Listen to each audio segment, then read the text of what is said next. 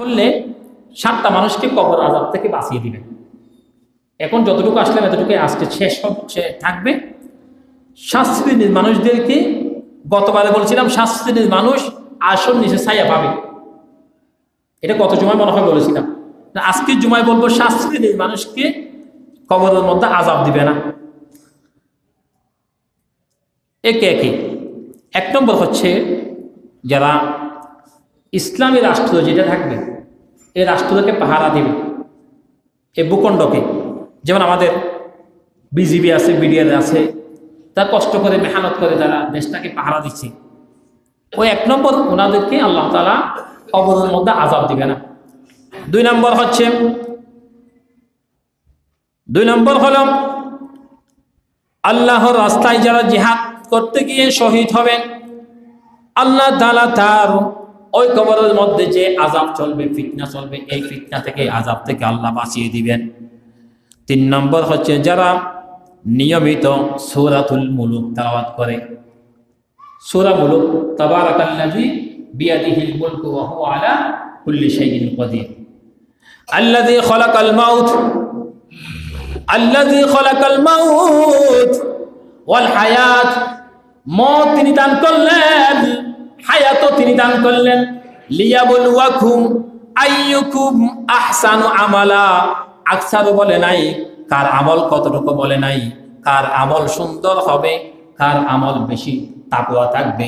আমি রব্বুল আলামিন বললাম আহসানু আমালা, কার আমল বেশি সুন্দর হবে। এই সাহাবী, একজন সাহাবী, ওই কবরের একটি কবর ছিল, কিন্তু তিনি জানতো না যে এটা কবর, সেটা জানতো না। কবরের মধ্যে গিয়ে একটা তাবু কাটছেন, একটা তাবু গাড়লেন, অবস্থান করতেছেন। তখন তিনি দেখতে পেলেন যে কবরের মধ্যে রাতে যখন তিনি ঘুমালেন, কবর থেকে সূরাতুল মুলুক তেলাওয়াত করা শুরু করে দিলেন। সুবহানাল্লাহ। তিনি সূরাতুল মুলুক শেষ হয়ে গেলেন, আবার সাহাবী ঘুমিয়ে গেলেন। ঘুমিয়ে যাওয়ার পরে রাসূল করিম সাল্লাল্লাহু আলাইহি সাল্লাম, এই হাদিসটা কিন্তু আব্দুল্লাহ ইবনে আব্বাস রাদিয়াল্লাহু তাআলা বর্ণনা করলেন, যে তিনি বললেন যে একজন সাহাবী এক সময় সফর করতে গিয়ে কবরস্থানের উপরে তিনি বিছনা করে শুয়েছিলেন, তাবু গাড়লেন, কবর থেকে সূরাতুল মুলুকের আওয়াজ আসলো। আওয়াজটা সূরা মুলুক শেষ হয়ে গেল, আওয়াজটা বন্ধ হয়ে গেল। নবীজির কাছে গিয়ে বললেন, ইয়া রাসূলুল্লাহ, ইয়া হাবিবাল্লাহ, গতকালকে একটি আশ্চর্যজনক আমি বিষয় জানতে পারলাম, দেখতে পারলাম। আমি একটি কবরের উপরে, কিন্তু কবর জানতাম না আমি সেখানে কবর ছিল। আমি তাবু গাড়লাম, সেখানে অবস্থান করলাম। ইয়া রাসূলুল্লাহ, সেখানে আমি সূরাতুল মুলুক তেলাওয়াত করতে শুনতেছি, একটা কবর থেকে সূরাতুল মুলুক শেষ হয়ে গেল, কোনো আওয়াজ নাই। তখন বললেন নবীজি, যে ব্যক্তি রাতের বেলা প্রত্যেক দিন সূরাতুল মুলুক তেলাওয়াত করবে, আল্লাহ তাআলা ওই বান্দা যদি ইন্তেকাল করার পরে ওই কবরের মধ্যে ফিতনা থেকে বাঁচিয়ে দিবেন, তার প্রশ্ন আর সওয়াল জবাব হবে না। সুবহানাল্লাহ। আমরা সূরাতুল মুলুক প্রত্যেক দিন তেলাওয়াত করার জন্য যারা পারি তারা চেষ্টা করব, যারা শিখতে পারি না শেখার জন্য চেষ্টা করব। শিক্ষা কিয়ামত পর্যন্ত, মৃত্যু পর্যন্ত, আপনার হায়াত যতদিন আছে ততদিন পর্যন্ত আপনাকে শিখতে হবে। তাহলে 3 নম্বর চলে গেলাম।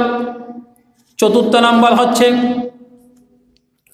জুমার দিনে যারা ইন্তেকাল করে অথবা জুমার রাতে যারা ইন্তেকাল করে, আল্লাহ পাক তাদেরকে কবরের ফিতনা থেকে বাঁচিয়ে দিবেন। আমাদেরকে যখন মৃত্যু দিবেন তখন আল্লাহর কাছে দোয়া করি, রব্বুল আলামিন আমাদেরকে জুমার দিনে মৃত্যু দিয়েন। আমিন বলেন না?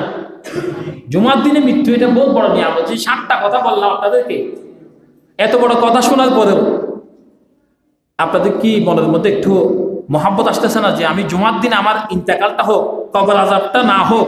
এটা কি আমরা সবাই চাই না? হাদিসটা কি আমার কথা নাকি নবীজির কথা? নবীজির কথা কি সত্য নাকি মিথ্যা? সত্য।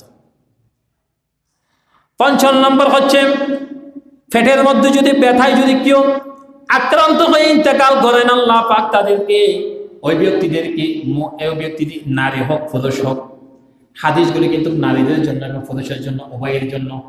আল্লাহ শুধু মুমিন পুরুষের জন্য বলেছেন তাই নয়, মহিলাদের জন্য সমানভাবে হাদিসগুলি বলেছেন। 6 নম্বর হচ্ছে নাবালক যদি কোনো শিশু যদি ইন্তেকাল করে, নাবালক মায়ের গর্ভের মধ্যে ইন্তেকাল করেছেন, আল্লাহ তাকে ওই সমস্ত কবরের মধ্যে কোনো সওয়াল এবং জবাব নেবেন না।